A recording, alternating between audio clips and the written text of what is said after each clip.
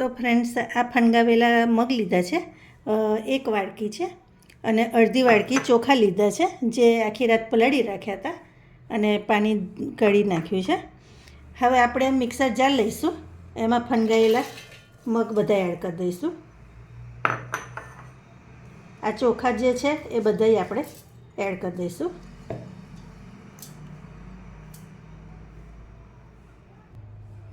હવે આ લીલા મરચાં છે એ એડ કરી દેવાના.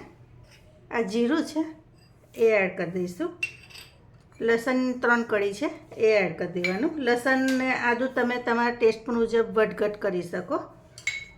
હવે થોડુંક મીઠું, અડધી ચમચી જેવું મીઠું એડ કરી દઈશ આમાં.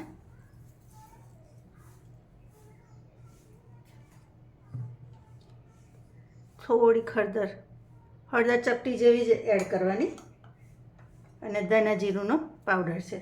હવે આ બધું આપણે ક્રશ કરી લેવાનું. હવે આપણે જોઈ લીધું. હવે આમાં આપણે થોડુંક પાણી એડ કરીશું. 1 કપ જેવું રેડ્યું છે. હવે ફરી એને પીસી લેવાનું. પીસાઈ ગયું છે. હવે એને એક બાઉલમાં કાઢી લઈએ. હવે આવો તવો લીધો છે, એના ઉપર ઘી એડ કરીશું અને થોડુંક આવી રીતે એને ગ્રીસ કરી લેવાનું.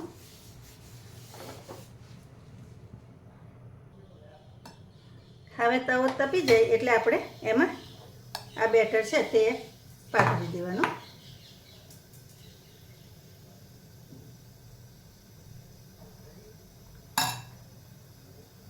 અને ઉપરથી થોડુંક પનીર એડ કરી દઈશું.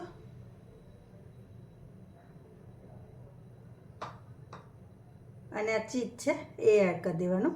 ચીઝ ને પનીર ઓપ્શનલ છે.